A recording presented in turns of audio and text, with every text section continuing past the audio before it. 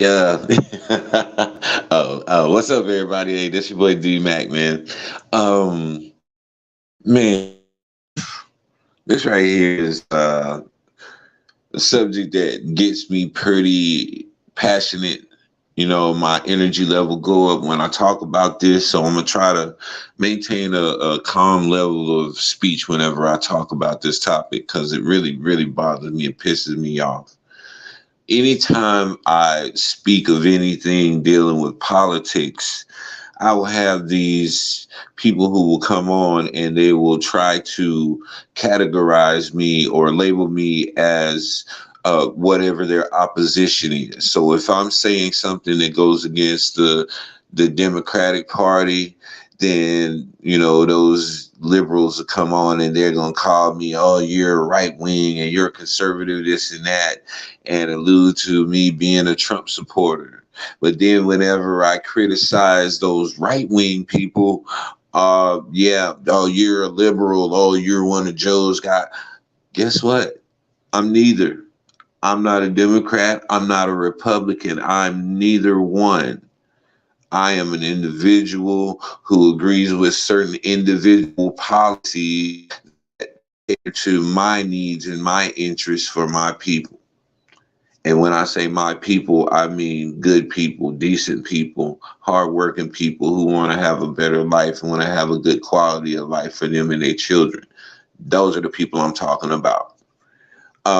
So when these people come on and they mischaracterize me by using identity politics, I can't help but laugh at them because it's so lowbrow and it's so low class and it's very it's an unintelligent thing to do. It's what they do to gaslight and to get themselves out of a situation without having to use any type of intellect.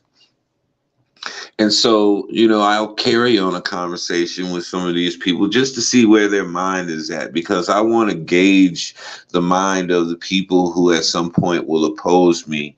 And I have to know what I'm up against and what these people are capable of because I don't want to underestimate anybody and put myself or anybody else in a position to where something catastrophic could happen. You don't catch me lacking, you're not going to catch me slipping. So, I wanted to address this today because I'm seeing that the conservatives are making a foolish, crazy attempt to try to compare gas prices and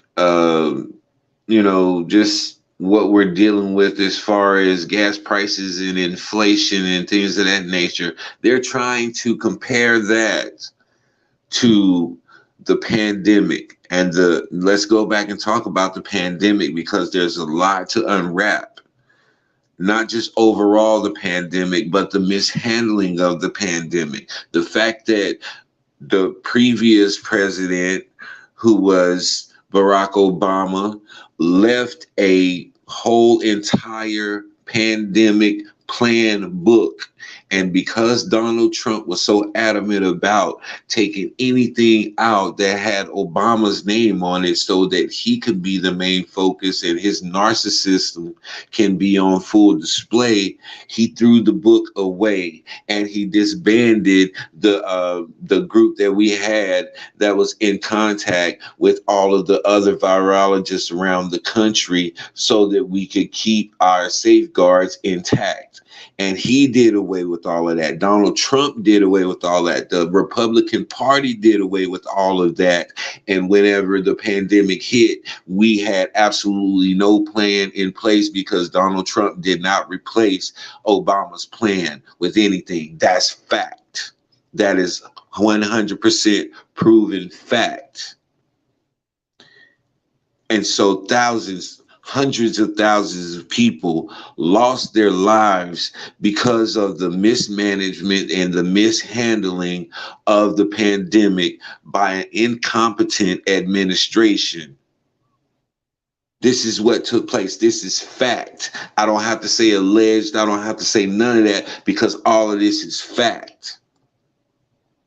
So now, not only that, but then this same party turns around and tries to overthrow the government, killing the police officers that they claim to respect and revere, and all of this that they say to get people on their sides and to impress their constituents. All of this crap that they say about supporting the police and Blue Lives Matter, except for when it comes to white people being disgruntled and they can go and kill police and expect not to get any type of not circumstance, but any type of consequence for their actions. These are the people who are trying to compare those actions that they took during their time in power and trying to compare the state of the United States, the fallen state of the United States, to that. Gas prices. Gas prices is not killing anybody. Gas prices haven't had one person in the hospital. Gas prices is not having people going out spending all of this money on safeguards from something that could potentially kill them or hurt their family. Gas prices is not doing any of that. But you let these senile, sick in the mind people tell the story. Oh, the world is coming to an end. Oh, Joe Biden is just running the country in the ground. When in actuality, they are the ones that ran the country in the ground, and Joe Biden is trying to dig it out. Anytime uh, anytime a president comes into office, it's going to take him 2 years to undo what the last administration did. Anybody with any common sense knows and understands that. And so he's still trying to fix crap that Trump messed up. He's still trying to help this country recover from the pandemic that could have been held at bay and could have been contained, but Trump messed that up. So all of these conservatives that are gaslighting with this whole gas issue and trying to turn it into something bigger than what it is, you're sick in your brain. You are sick, you have mental health problems, and you need to be placed in some type of facility. You need to be checked in and you need to stay there, and they need to heavily treat you people because you're psychotic, you're delusional, and everything else that falls up under the umbrella of what can destroy this country. You know, Caesar was sick in the head. All of those great emperors and everybody in history that they like to put up on a pedestal and hail, they were all sick in the head. They all had mental health issues. This is something that's been documented. This is a study that's been done by all of their reputable scholars. And so if they want to try to fight back against it and speak against it, then they'll have to speak against their scholars, because like I said, everything that I'm speaking came from their books and it came from their stats. And so these are their own people telling them that the leadership in the United States and across the world, all of them, if they were in this world today, they would be diagnosed with mental health problems, and not just mild mental health problems, but severe mental health problems. You had presidents that dressed up in women's clothes. Need I say more? Need I say more? We all know, throughout history, the things that are being revealed about these world leaders that's been held in such a high regard. And now we see them for what they really are, which were some murderous killers and traitors to the country. So now we can put them in the right category where they belong. And we can't allow these conservatives to continue to push this narrative. You can deal with gas prices being a little high. That ain't nothing we ain't never dealt with before. Y'all act like y'all are really going through some hurt and pain. Quit crying, quit whining, because it could be a whole lot worse. Go and pay whatever you got to pay for the gas. Quit running all over the place where you don't need to be. Stay your butt at home sometime and conserve your gas. Adapt to the situation instead of going out complaining that you can't go and do the luxury things that you did. That's all it's been about. That's all the complaints have been about. Oh, I can't go out and do these extra things that I usually do. I can't go out and I can't enjoy the luxuries of life. I can't enjoy the excess of being an American. It's always been about the excess stuff and the things that we want. It's never been about our needs. Everybody been crying about wants. Even during the pandemic, they wasn't crying about, oh, I'm not able to do something like go to the hospital or something. I can't go to the gym. They over here ready to knock windows out of people's establishments because they can't go to the gym or they can't go out to a restaurant. All of these things are luxuries. They're not needs. They're not necessities. They are wants. And this is what America has become. A whole bunch of whiny, pouty ass babies crying over some wants. You have the king baby syndrome. I want now. It's me, me, me.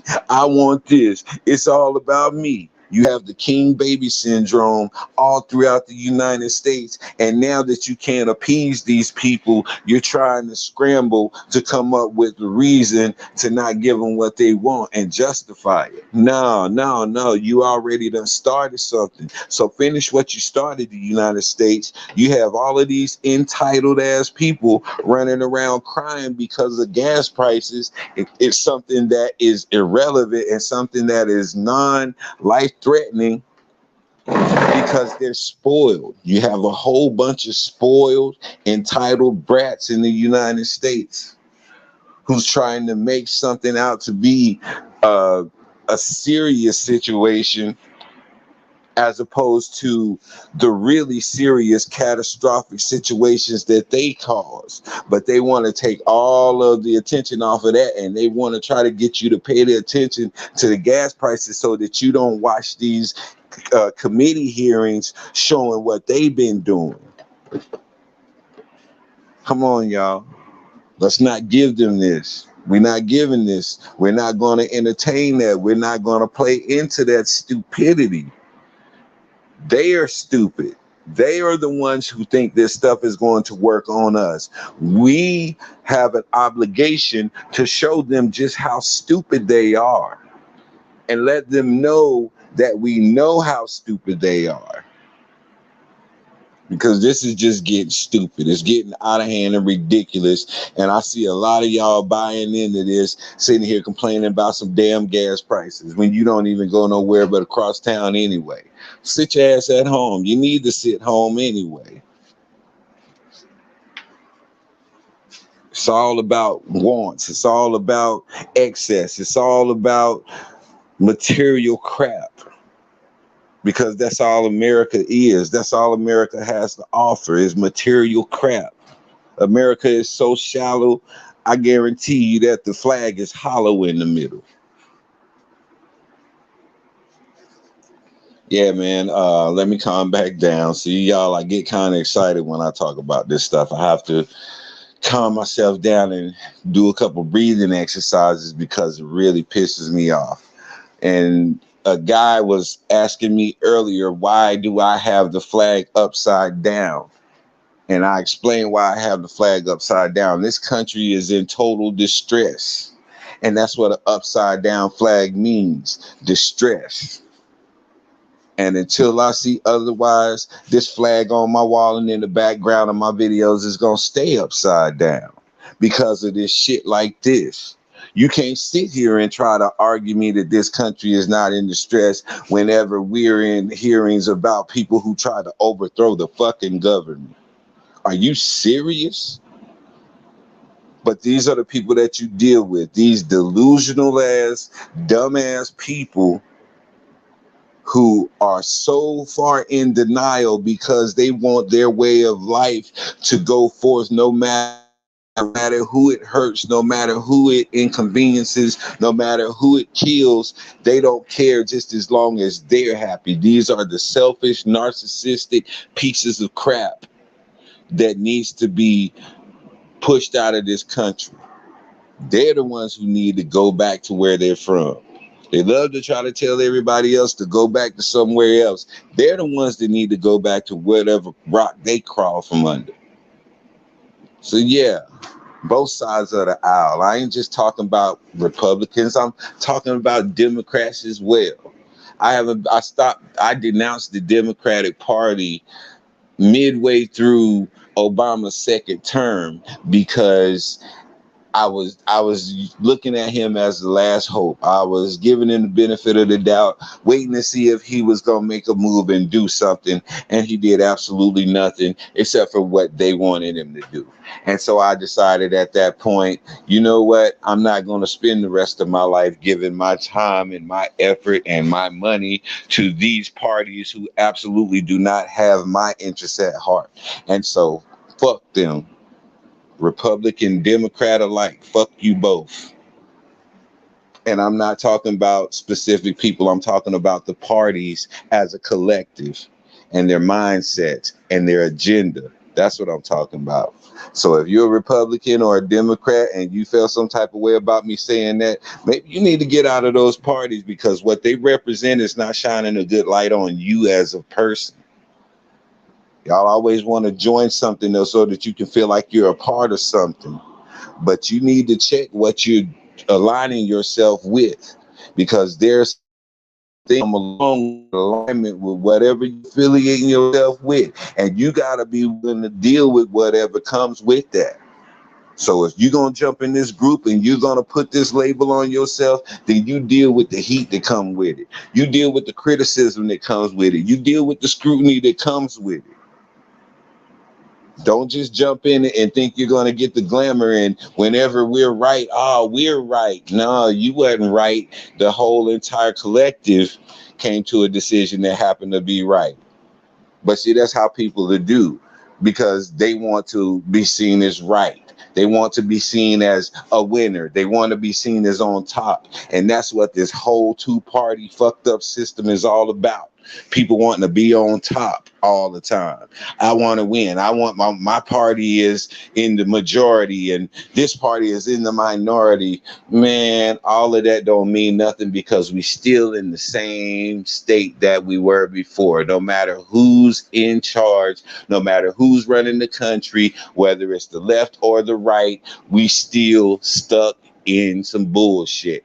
We still stuck between a rock and a hard place. The Republicans are a rock, the Democrats are the hard place, and we are stuck in the middle of this bullshit. So that's where we at as a country, y'all. We got these people out here who gonna tell you this bullshit and try to tell you that you not being able to put $50 worth of gas in your car and fill up your tank is equivalent to people dying because of a damn virus that they couldn't control, that they had the opportunity and the means and the ability to control, but they did away with it because of their arrogance and the narcissism of their leader. And then hundreds of thousands of people died. But they're going to compare that to the fact that you got to pay a little extra to drive across town. You can play them stupid ass games if you want to with them. But in the end, whenever they have to answer to what they've done, don't backpedal. Don't try to make excuses. Don't point your fingers at nobody else. You step up and you take it. The same way you accept that label and you accept all the policies and ideas and the actions that go along with that label, you stand there and you receive the judgment for it too. This is your boy D-Mac, man. I'm about to get out here because I'm getting worked up, man. And it ain't good for nobody for me to get worked up. So I'm going to just leave on this note, man. Left and right side of the aisle, you're both garbage. You know what I say, though. Sticks and stones can break your bones, but the word can always heal you. I'm out, man.